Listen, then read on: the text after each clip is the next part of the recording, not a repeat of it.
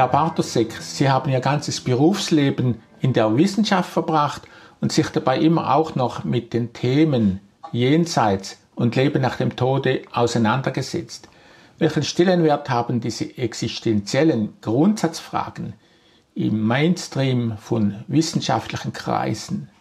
Ja, bevor ich auf diese Frage eingehe, muss ich ganz kurz etwas über mein akademisches Leben berichten, weil sonst die Legitimation nicht klar wird, warum ich überhaupt hier auf Ihrem Kanal zu Wort kommen darf. Ich habe in den 60er Jahren an der Technischen Universität Graz Architektur studiert, mich dann auf landwirtschaftliches Bauwesen spezialisiert, darin promoviert und habilitiert und bin dann in der staatlichen Agrarforschung und in der universitären Lehre in der Nutztierhaltungstechnik gelandet.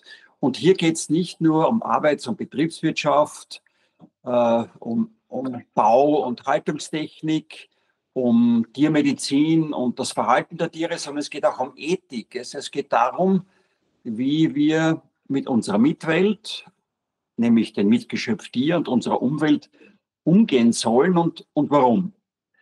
Und die Ethik ist ein Teil der Philosophie. Ich habe mich dann auch intensiv damit beschäftigt und konnte interessanterweise als philosophischer Laie, aber dann doch 1977 an einer Jahrestagung der europäischen Tierzuchtwissenschaftler einen Vortrag halten mit dem Thema die Einbeziehung der Ethik in die Erforschung der Nutztierhaltungstechnik als Konsequenz wissenschaftlicher Erfahrung. Und diese wissenschaftliche Erfahrung habe ich versucht darzustellen in Form einer idealistischen Erkenntnistheorie. Das ist eine solche, bei der man erleben kann und begründen kann, dass das Denken, dass die Erkenntnis und dass die Begriffsbildung eigentlich ein rein geistiger Vorgang ist, den man ohne Widersprüche und ohne Zirkelschlüsse eigentlich nicht auf Gehirntätigkeiten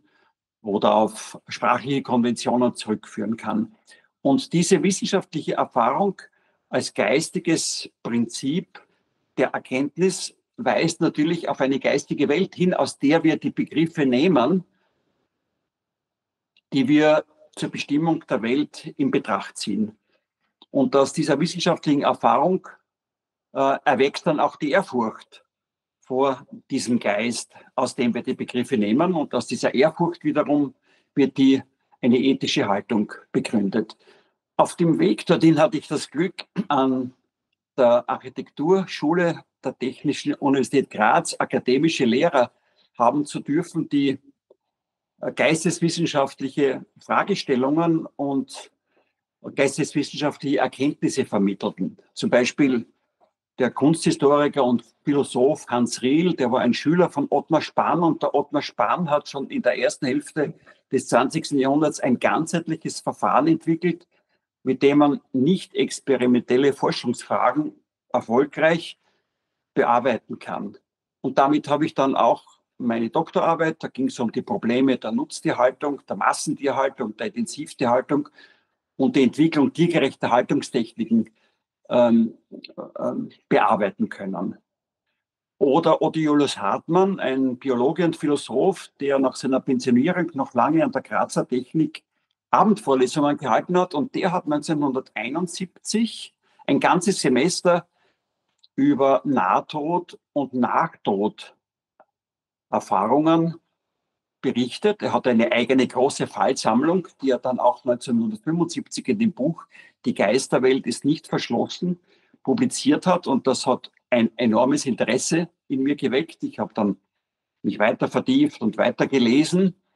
Und so bin ich also auf diesem Weg eigentlich zu diesen Forschungsfragen gekommen, die eigentlich jetzt Ihre Frage beinhaltet. Und dazu kann ich gleich die Frage beantworten, wie ist der Stellenwert dieser Fragen über das Leben nach dem Tod oder der geistigen Welt im Mainstream der Wissenschaften. Dazu muss man sagen, es ist eigentlich nur ein Teil der großen wissenschaftlichen Welt für sowas zuständig. Vielleicht die Philosophie, die Psychologie, die Geschichtswissenschaften und die Theologie. Und da kann man sagen, das muss man leider feststellen, diese essentiellen Fragen haben hier überhaupt keinen Stellenwert. Und ich kann das wirklich behaupten, weil ich der Sache nachgegangen bin. Es gibt zwar in Freiburg im Breisgau schon seit den 1950er Jahren ein Institut für Grenzgebiete der Psychologie und Psychohygiene.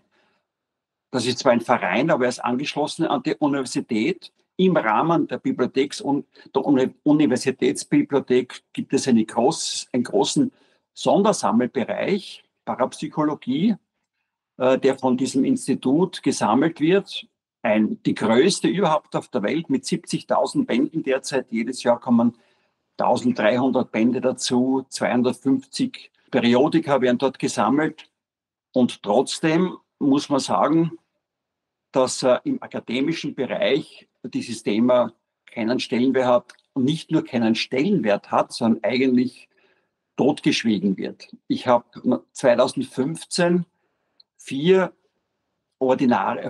Professoren in Deutschland aus diesen schon erwähnten Disziplinen angeschrieben, wieso also eines der großen Hauptwerke auf dem Gebiet, nämlich das dreibändige Werk von Emil Mathiesen, das persönliche Überleben des Todes, eine Darstellung der Erfahrungsbeweise, so gut wie unbekannt ist oder warum das der Fall ist, dass das nicht irgendwo rezipiert wird, und habe keine Antworten bekommen. Ich habe dann trotz Urgenz, ich habe dann auch noch den damaligen Leiter des Instituts für Philosophie der Universität Graz persönlich besucht und habe ihm diese Frage vorgelegt. Auch er kannte dieses Werk nicht.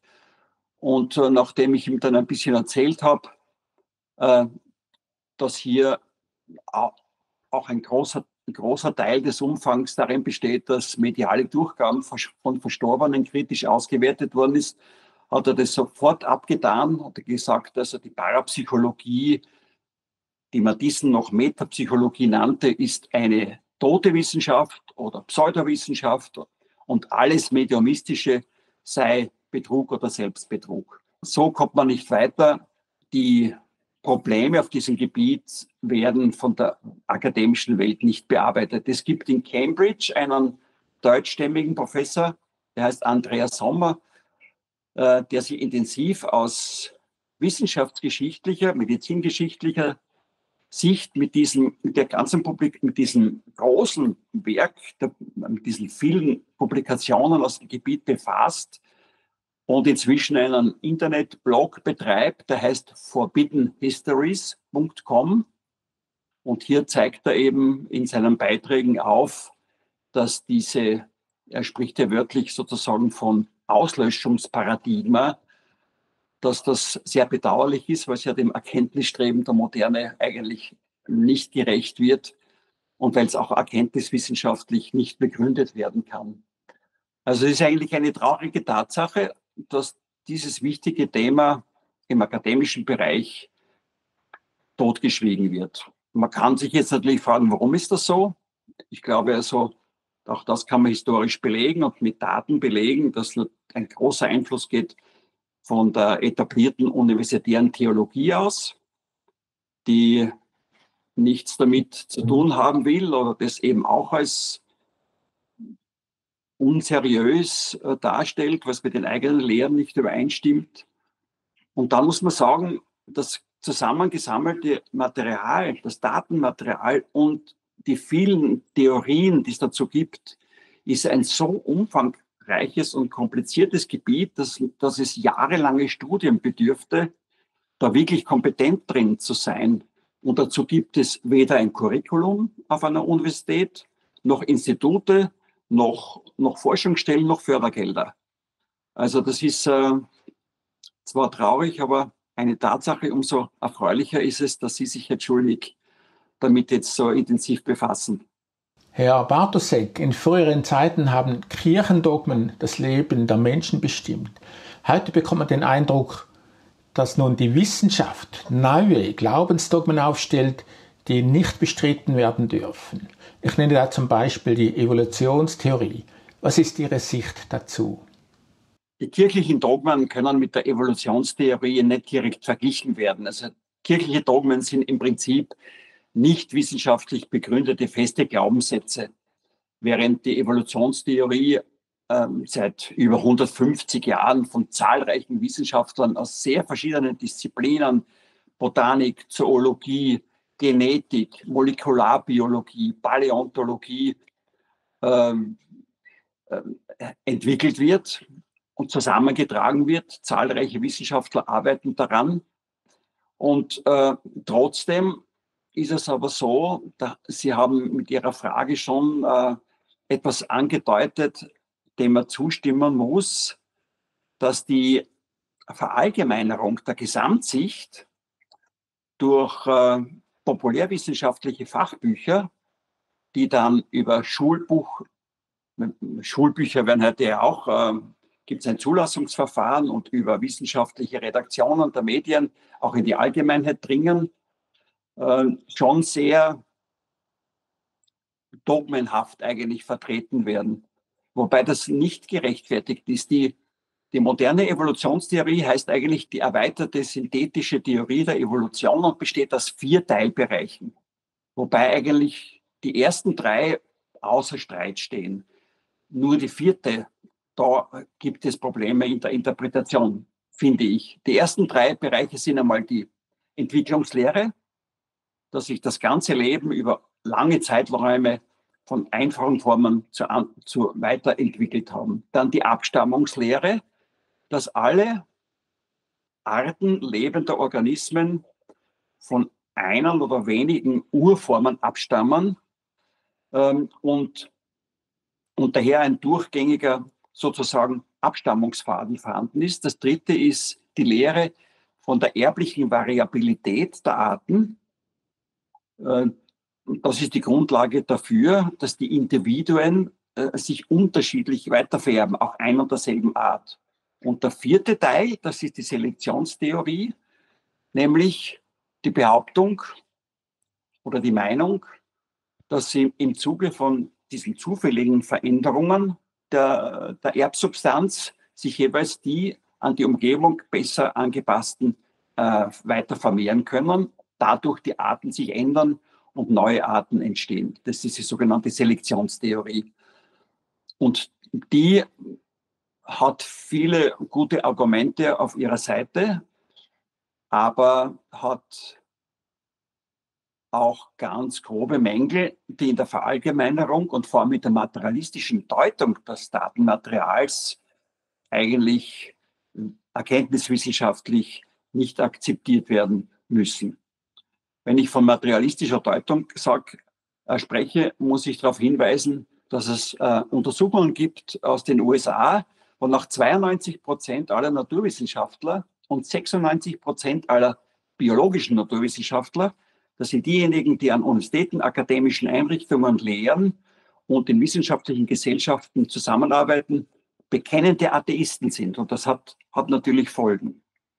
Nun, diese Selektionstheorie, die Entstehung neuer Arten durch zufällige Mutationen und die bessere Angepasstheit an die Umwelt, kann nicht experimentell belegt werden. Es gibt keine Experimente, wie aus irgendwelchen Ursuppen lebensfähige und teilungsfähige Einzeller entstehen. Es gibt keine Experimente, wie aus Einzellern sinnvolle mehrzellige Lebewesen entstehen können.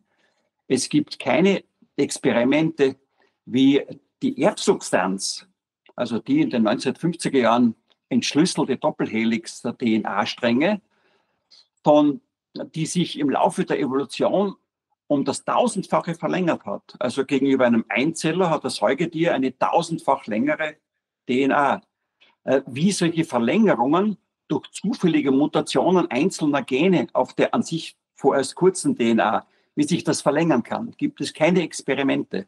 Die Domestikationsforschung, also die Forschung über die Haustierwerdung, es ist ziemlich unbestritten, dass alle unsere Haustiere von ein oder ganz wenigen Arten von Wildtieren abstammen. Ich nehme es als Beispiel das Haushuhn, ist ungefähr vor 10.000 Jahren domestiziert worden und stammt von dem wildlebenden Bankiferhuhn ab. Und zwar nur von dem.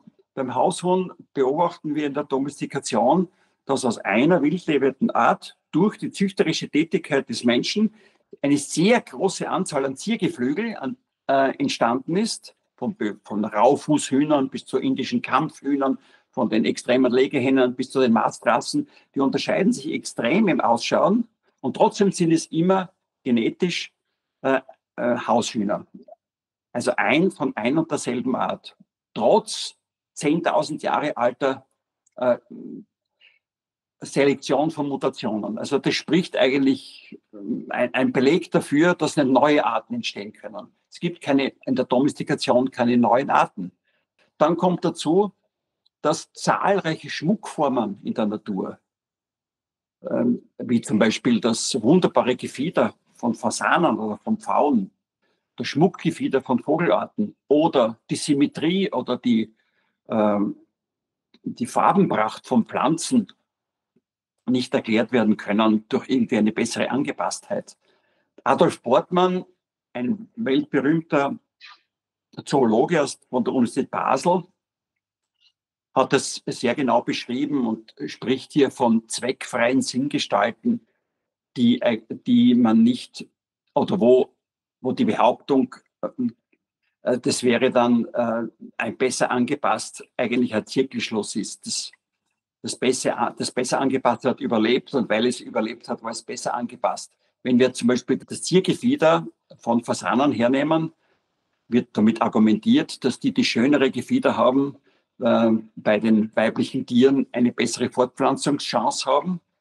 Und auf der anderen Seite ist es aber so, dass Tiere, die eine sehr gute Tarnfarbe haben, da wird gesagt, die haben überlebt, weil sie von ihren Fressfeinden nicht entdeckt werden. Ja? Also das Ziergeflügel hätte dann von den Fressfeinden eigentlich entdeckt werden müssen und die mit Tarnfarben hätten eigentlich keinen Fluchtfortschritt erzielen können. Also hier sind eigentlich die Erklärungen im Prinzip Zirkelschlüsse. Das hat der Bortmann sehr schön herausgearbeitet. Und alle diese Argumente, die ich da jetzt gebracht habe, zeigen, dass nur ganz kleine Teilbereiche dessen, was wir in der Natur beobachten, mit dieser Selektionstheorie erklärt werden können. Es ist durch die Entdeckung der DNA und die unglaublichen Möglichkeiten, die man durch den Eingriff in die Erbstruktur heute hat, natürlich interessant. Da arbeiten zahlreiche Wissenschaftler, lassen sich dann auch noch Veränderungen in der Erbsubstanz noch patentieren. Ihre geistige Leistung lassen sie sich patentieren, aber eine geistige Leistung in der Natur wird der Schöpfung eigentlich abgesprochen. Und dann möchte ich vielleicht schon noch sagen, dass im akademischen Bereich, wenn heute jemand das auf einer Universität, auf einem Institut in Frage stellen würde, dass das ein Faktum ist, dass die Natur von selbst so entstanden ist, wie sie ist, dann hat er keine Berufschancen. Mit so einem Thema kann man weder promovieren noch sich habilitieren. Also hier ist schon ein Bannfluch ausgesprochen über Andersdenkende. Und das sind nur wenige, die sich das wirklich trauen. Ich denke hier zum Beispiel an John Eccles, der ein Neurobiologe war, Nobelpreisträger, der ein Buch geschrieben hat, wie das Selbst sein Gehirn steuert und der neurobiologisch zeigen kann, dass das Bewusstsein nicht ein Produkt der Gehirntätigkeit ist, weil man in vielen Bereichen zeigen kann, dass das Bewusstsein, also das Selbst, wie er das nennt, das Gehirn als Instrument verwendet. Zum Beispiel bei Willensakten. Wenn ich einen Muskel bewegen will, dann wird zuerst die entsprechende Gehirnregion aktiviert durch den Entschluss des Bewusstseins. Das wird nicht vom Gehirn erzeugt. Oder bei Aufmerksamkeitstätigkeiten. Alle Sinneseindrücke, die auf uns einströmen, über die Augen, über die Ohren und so weiter, werden im Gehirn ständig verarbeitet. Aber ins Bewusstsein kommt nur dasjenige, auf was das Selbst, also das Ich, sich gerade konzentriert, auf was es seine Aufmerksamkeit richtet. Und daher zeigt Eccles, dass dieses Ich nicht ein Produkt des Gehirns ist. Oder der amerikanische Philosoph Thomas Nagel hat ein Buch, der ist an sich ein Philosoph, ein Erkenntnistheoretiker, hat erst vor kurzem ein Buch publiziert, das letzte ja schon ziemlich betagt. Das heißt Geist und Kosmos, mit dem Untertitel, warum das warum das materialistische Konzept der Evolution mit großer Sicherheit falsch ist. Und da geht er einfach nur auch wieder vom Denkprozess aus, um das zu belegen. Also Ihre Frage noch einmal zusammengefasst. Es ist leider schon so, dass es heute Glaubenssätze gibt, die in der Allgemeinheit so verankert sind, dass man als Intellektueller oder als akademisch Ausgewiesener sich sehr schwer tut, dem etwas entgegenzustellen. Gibt es aus Ihrer Sicht ein Leben nach dem Tode und was ist da zu erwarten? Also aufgrund meiner auch jahrelangen Beschäftigung, jetzt eigentlich neben dem Beruf, neben der beruflichen Wissenschaft mit dem Thema, ich habe da relativ mich gut eingelesen, bin ich persönlich vollständig überzeugt von einem persönlichen Fortleben nach dem Tod. Das vorliegende Datenmaterial ist eigentlich erdrückend und es ist nach wie vor, muss ich es als Schande bezeichnen, dass sich niemand darum wirklich kümmert. Und was zu erwarten ist, denke ich, also aus den meisten Schilderungen, die man in der Literatur findet, muss man annehmen, das ist ja eigentlich auch zu erwarten. Also wenn es ein Weiterleben gibt, muss es ja auch einen sinnvollen Zusammenhang geben zwischen dem Leben hier als Mensch in dieser materiellen Welt und einer geistigen Fortexistenz. Und das Material zeigt eben, dass hier sehr wohl ein Zusammenhang besteht. Das heißt, dass die Qualität der Art und Weise, wie die Persönlichkeit nach dem Ableben als Mensch fortlebt in der geistigen Welt, zusammenhängt, wie er hier auf dieser Welt gelebt hat. Und hier spielen aber andere Kriterien eine Rolle als die auf dieser Welt sehr oft als die wichtigsten bezeichnet werden, nämlich Kriterien der Ethik, die Kriterien der Nächstenliebe, Kriterien der Bescheidenheit. Also das, was man vielleicht im christlichen Sinne als die Tugenden bezeichnet, das sind im Prinzip die Werte, die dann in einer nachtodlichen Existenz zum Tragen kommen. Warum wäre es aus Ihrer Sicht wichtig, sich mit der Thematik Jenseits und Leben nach dem Tode zu befassen? Wir leben in einer Zeit, die sehr, sehr starke krisenhafte Züge führt. Da brauchen wir uns ja nicht vormachen. Die Klimaerhitzung, die zu ganz großen Verwerfungen führen wird, die Kriege, die Ressourcenknappheit durch die Verschwendung, durch die Verseuchung der Umwelt. Also es gibt große Herausforderungen, die vielleicht vor einigen Jahrzehnten nicht in dem Maße vorhanden waren. Und wir werden eigentlich, ohne dass man resignieren muss oder ohne dass man in Depressionen verfällt, mit diesen Dingen nur fertig werden, vor allem unsere Kinder und Enkel, wenn sie eine gewisse Resilienz entwickeln. Also eine Fähigkeit, trotz der Bedrohungen ein positiv gestimmtes Leben zu führen. Und ich denke, also, dass es gerade deswegen wichtig ist, sich ständig im Bewusstsein zu halten, dass wir hier auf dieser materiellen Welt halt eine gewisse Zeit nur sind. Und dann, und zwar eine längere Zeit, sind wir in einer geistigen Welt. Und aus dieser Sicht, aus dieser jenseitigen Sicht, ist die Dauer des irdischen Lebens gar nicht so relevant. Ob man jetzt 15 Jahre gelebt hat und als Jugendlicher schon stirbt oder vielleicht sogar als Kind, ob man 50 Jahre, 70 oder 90 Jahre gelebt hat, das ist eigentlich gar nicht so ausschlaggebend für die wesentlich längere Dauer unseres jenseitigen Wohlbefindens, wenn ich das so sagen darf. Und wenn man daher aus der Überzeugung des persönlichen Überlebens die Kraft nimmt, auch Schwierigkeiten als in Kauf zu nehmen und darin einen Sinn zu sehen, vielleicht einen Prüfungssinn für einen selbst, ist es einfach leichter, als wenn man im allgemeinen Bewusstsein der Zeit, dass der Sinn des Lebens darin besteht, möglichst viel zu konsumieren. Deswegen halte ich das für sehr, sehr wichtig. Und es gibt auch Experten, die sich mit diesem Zusammenbruch der Gesellschaften befassen aufgrund vor allem der Klimaerhitzung und die in ihren Erkenntnissen dann auch dazu kommen, dass es eigentlich nur durch eine spirituelle Haltung überhaupt erträglich ist und die Lebensformen dann zu entwickeln, mit denen wir dann überleben können. Nachbarschaftshilfe, kleine überschaubare Einheiten, freundschaftliche Beziehungen, nicht dieses Konkurrenzdenken, sondern die Kooperation des Zusammenlebens.